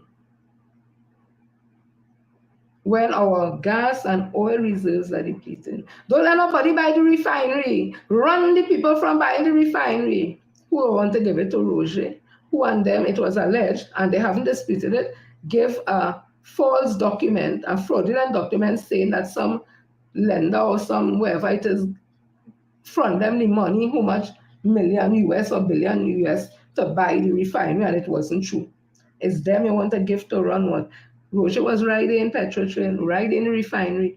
When they know the refinery wasn't making money, they know the refinery was just bleeding. They know the refinery wasn't getting enough crude oil from the drillers in Trinidad and had to buy all that abroad. When it come back here now, it getting lost in refinery and this and that money lost in. A big chunk of the money going to pay wages and benefits. When other international refineries paying 30-something to 40-something% in recurring expenditure and salaries, all that, we paid 50-something%. So all the money Petrotrain was making, or the refinery was making, was going into money and salary, all the big salary, the this, the that. And Kamla and them, is alleged was borrowing money from the exchequer account to buy the crude oil. So they was taking taxpayers' money to buy crude oil, to give to Petrotrain refining it, and that money going back into salary, and they making nothing. Instead of the money that Petrotrain making from the crude oil, that they buy their own buy their own oil, is the government, the PP government under Kamla, it is alleged was buying it. That is why the exchequer account, they say, went from $10 million, that is the limited central bank, to $33 billion, I think it is, because they went 23 billion over. That's what they will come back. Then we'll continue. We want to talk about Trinidad. And oh, we suffering. Think hard, we suffering, listen to this. And all this coming out from Barbados being before the IMF, eh? Don't worry, we'll get to see all the meeting just now. This was, and I'm not going to read the whole thing, the 16/11/2024. Food crisis forces elderly to choose between health and hunger in Barbados. This is in Barbados today. Elderly Barbadians on fixed incomes are being forced to sacrifice their nutritional needs as soaring food prices create an unsustainable situation for the island's pensioners, the head of the country's retirement organization has warned. Barbados Association of Retired Persons, BARP, President Marilyn Rice Bowen highlighted in an interview with Barbados today how inflation is eroding pensioners' purchasing power, with some vegetables now costing as much as $8 per pound. That had to do with the IMF and the Structural Adjustment Program, BERT, B-E-R-T, Barbados Economic Recovery, T, I think it's transformation or something. The value of the dollar is being eroded, Rice Brown said. When you look at it, sometimes you are paying $8 a pound for string beans, and they can't even last the whole week. It is not sustainable. She added that the country's reliance on imported vegetables has only exacerbated the situation, driving prices up and leaving seniors with few affordable options. Highlighting the difficult choices many retirees must make, the BARP president explained, when persons have to make that critical decision, should I buy a 5-pound bag of English potatoes instead of some beans, pumpkins or okras? Then I buy the potatoes, I'll go home, cook a pot of rice, and put whatever I can afford on it. It is easier said than done to stick to a healthy diet, and that is sad. Rice Boy noted that for years, Barb has been advocating for ways to make nutritious food available or more affordable, but progress has been limited. We all shop at the same supermarket, she said, and you can't just have one price of pensioners and another one for the general public. Healthy food is essential, yet it is out of the reach of many who are on a fixed income. Right? I won't read the rest, but that is in Barbados, and this was just the 16th of November 2024. Just how much months? So let me count on my fingers. November, December, January, February, March, April. 6 months. And the elderly in Barbados have to choose how to buy the food to eat because it's too expensive, and then when they bounce with medication. That's in Barbados. All that coming out of the IMF and structural adjustment program, because it was said when I read, one of the things is because the value has to be, the dollar has to be evaluated, it carries up the cost of everything. And remember now we have this situation with Trump and the tariff and all that. Things will be more challenging than ever. Imagine Kamala and them in government bringing the IMF, devalue the dollar, and we have to pay a 10% tariff on goods that leaving and coming and all that. What are we going to do? And then she promised public officers 10%, and she promised this one, that, and she gave Roja and them refinery, and they break the contract with Wando, and they break the contract with BP, and they break the contract with this, and the new contract we now have, we signed with Nigeria to fly straight to the contract, because they go say, it's not to India. They want one for India, and they stop everything, and everything stopped. All the Ministry of Youth Development, National Services, they disband that ministry because that is only too much people who look like me involved in that. Stop that. Bring Ministry of Homeland and Justice and this and all. Yeah, okay. This is what the IMF have to say about Trinidad and Tobago right now.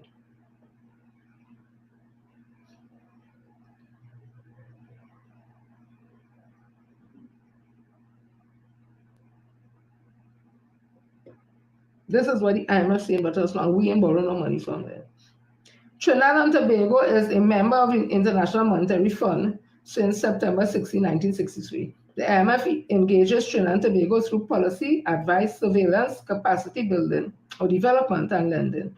The country's economic performance has been noted by the IMF as undergoing a gradual and sustained recovery with broad-based growth and low inflation. This was just last year.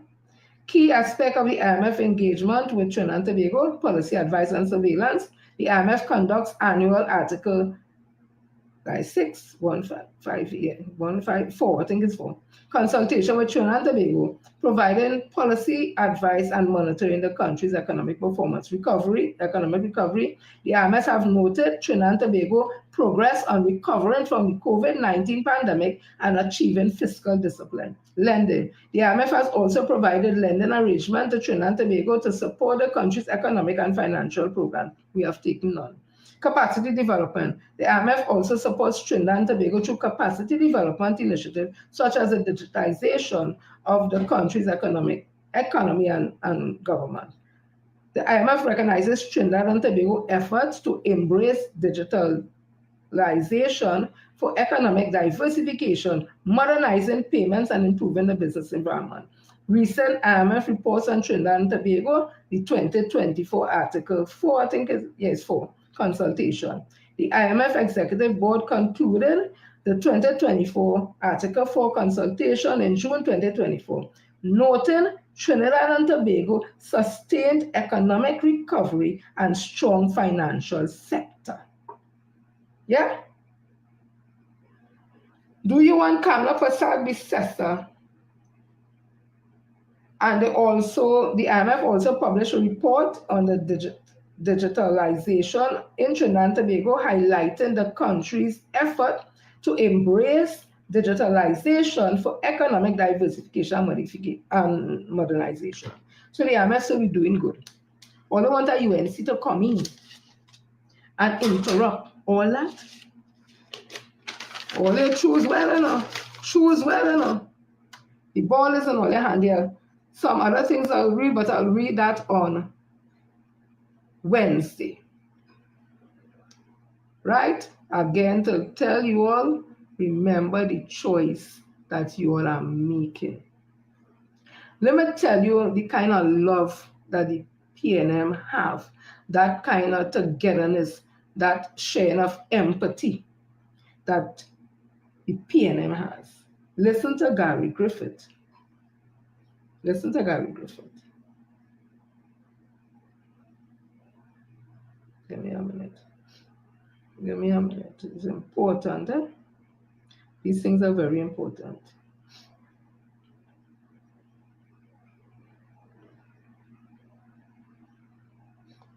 When my wife was diagnosed with cancer, the first person to contact me was Keith Rowley. Immediately after that, Minister Stuart Young. That is what you call class.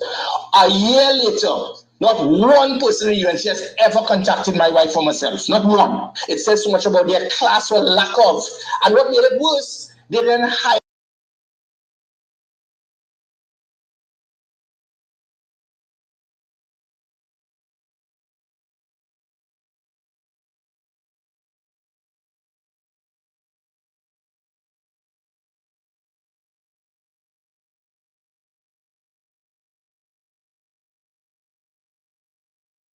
Philip Alexander to attack my wife.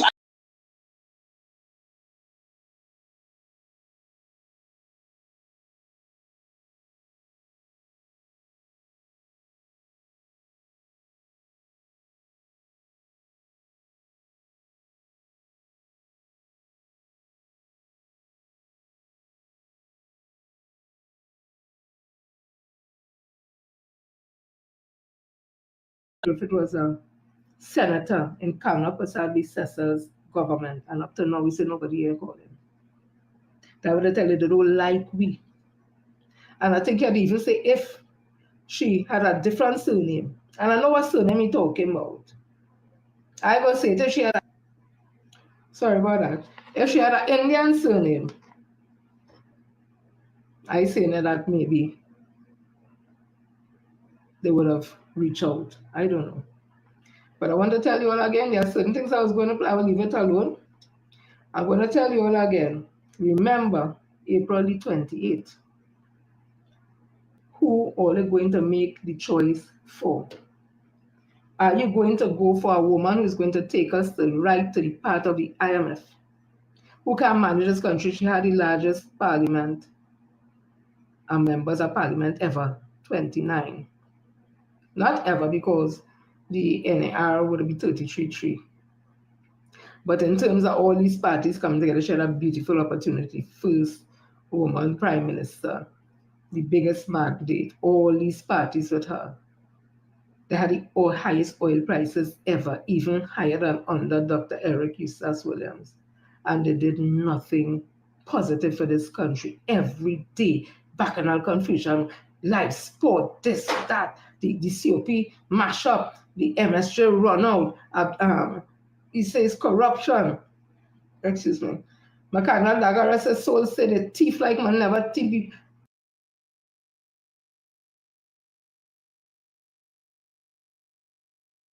Contractor, friend and family have Roger saying that.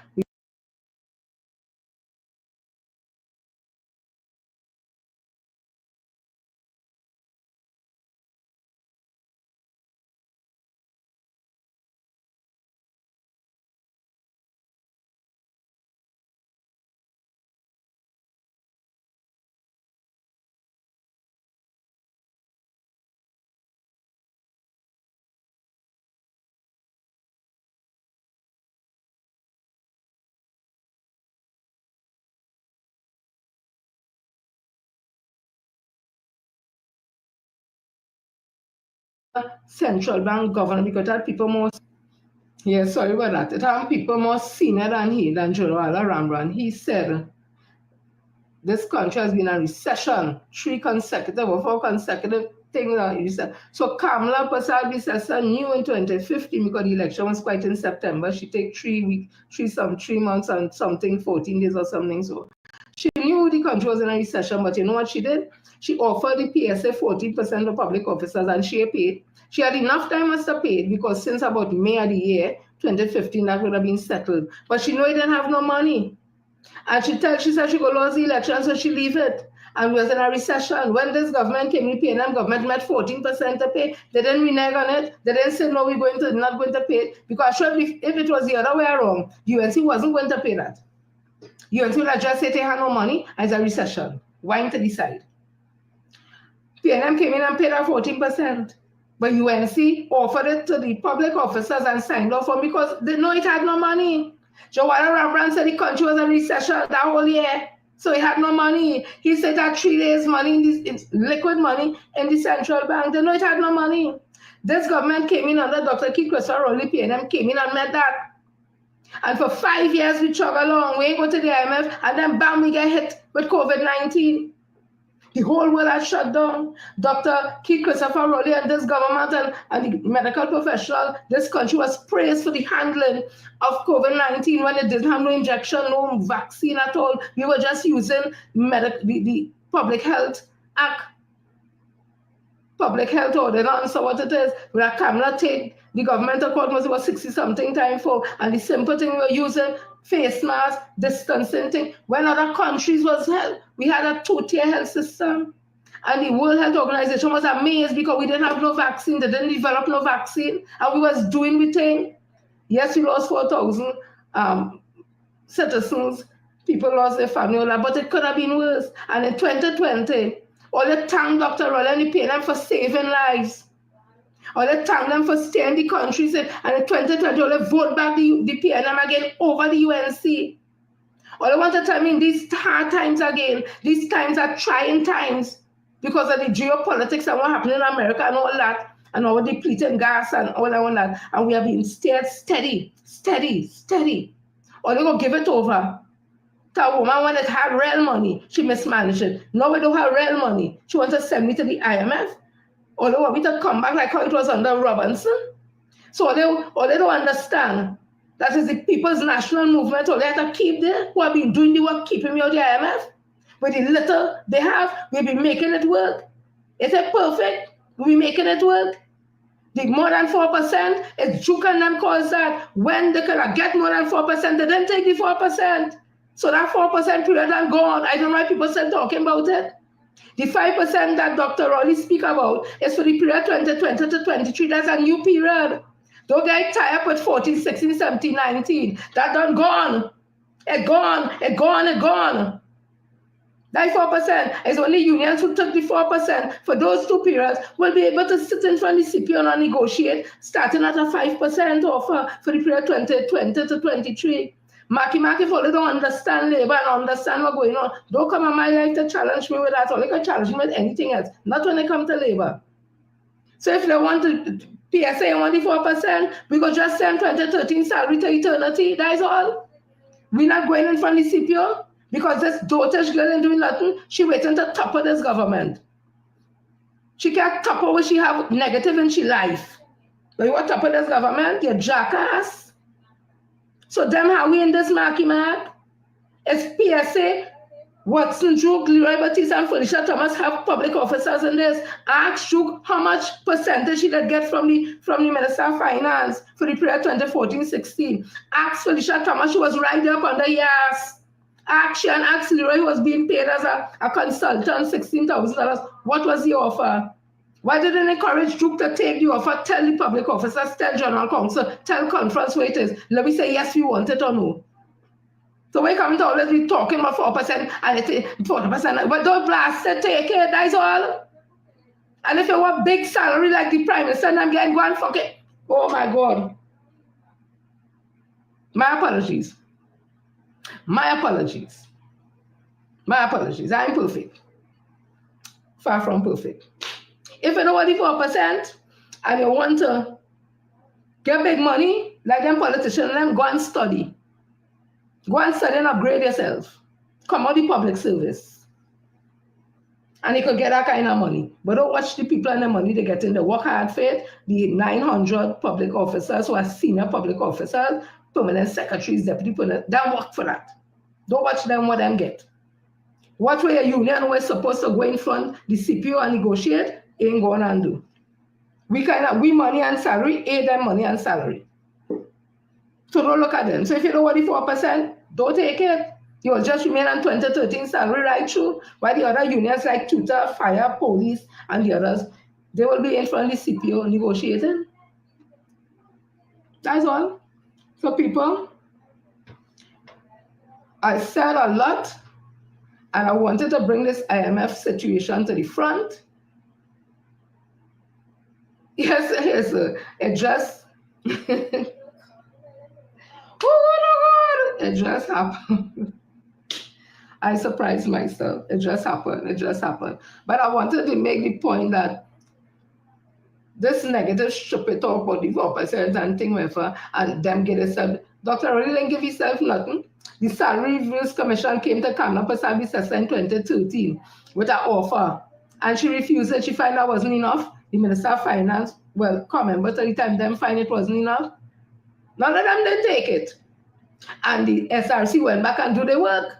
And they come back last year with it, and people like it. Kamala could have said she didn't want it. Just the same as she didn't want it in 2013. She could have said, the SRC, we want that. It's too much now. But back in 2013, it wasn't enough. They bring it now, and all of them take it. She could have said she don't want it. So don't get tied up with them and that stupid talk, or they, when they hear Marky and them talking, Kamala refused to take what the SRC bring for them in about 2013. They could have an increase in salary since then. She refused it. They come back now with something revised. Dr. Roddy say, hey, he's the Prime Minister now, he's signing off on that. And all of them enjoying it. So why all of vex with the politicians and the senior public officers? What all of vex with them for? Go and study hard and become a permanent secretary so you can get that kind of money. Once you're a public officer, you will get what your union negotiate for. So people, at the end of the day, I want to look at things. I'm telling you all, it's a blessing. See you all on Wednesday, because when I come with something fresh, something new, this is girl Jen, it's a journey, anti-journey. If you want to get from Miss Jennifer Frederick, another edition of We Talk D Ting. Today was real serious talk. The IMF ain't no joke. The UNC, that is the only plan them have. They don't have a plan. And all them other party, we don't want to OJT. What's her name? Michaela is nice girl, everything, nothing wrong with her, and she party, but them is OJTs. Them can run this country in the state it is. Them is a OJT. And when I say state, I'm talking about the geopolitics and the fact that our gas and oil depleting, and the challenges that comes with that. The dragon gas didn't come true, but we didn't have all our eggs in one basket. We have the Calypso and all those other things. There has always been gas extraction and thing going on. That hasn't stopped. So you can get an OJT on the job to do that. Not all that little Peter thing and little this here, little that. The only steady party that you have, especially when it comes to times like this, is the People's National Movement. So April the 28th, encourage everybody, come out in all the areas where there's a UNC stronghold and not come out in your numbers and vote. St. Augustine, only come out in all their numbers and vote for Senator Runuka. Come out and vote in the other constitution going on north and east and west and all them areas. Come out and vote. And in the PNM stronghold, come out even more than before. Make this historic, just like how we see all them pink pooies dropping and looking beautiful, like we're talking about it. Something is in the air, something is definitely happening. Come out and make this the most historic elections ever. Come and be a part of history. Come and be a part of the new chapter of the People's National Movement with Prime Minister Stuart Young and the rest of his members of Parliament. The ball is in all the court. IMF ain't no joke. Let me see all who here quickly and then I go on.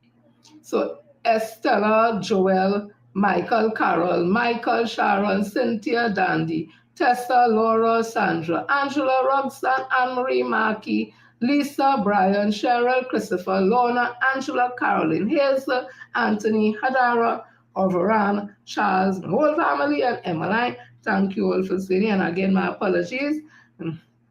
That one just the Pauli Kukunas, you know, that's a Freudian slip. I was thinking in here to cuss Marky probably. So just Marky, darling, I love you at the end of the day. Do not take these things personal. Yeah? I don't know, you don't know me, so it ain't no hate or anything, but I will explain soon, and I do get upset when all they continue this whole 4% because that argument makes no sense no more, and that why we don't get with the Prime Minister get himself, Dr. Rodriguez said 47%. That argument, it don't make any sense. It really does not, right? So people see you all go and listen, but Jenny Miss Kamala don't say she will give back theirs. No, she give back what? Who the hell gave back all that money? If I was a member of parliament, I want all my damn money. If I was a head of department, PS something, I want my money. Give back all. You mad? Well, yeah, PS I go and I study and work my tail off nights. I study for my masters and my this and my that and my this and that. Wherever the SRC they get, I don't want it. So people go and listen to all this show and listen to Dominic. So no, there's a meeting in La Hocketa tonight. People, I wanted to bring this to you all. So have a blessed one. I love you all and thank you all for always staying locked on and tuning to me. See you all the Wednesday gospel. I come in something fresh, something. Yeah, go on here and stage you on fire. I go on, love all the man.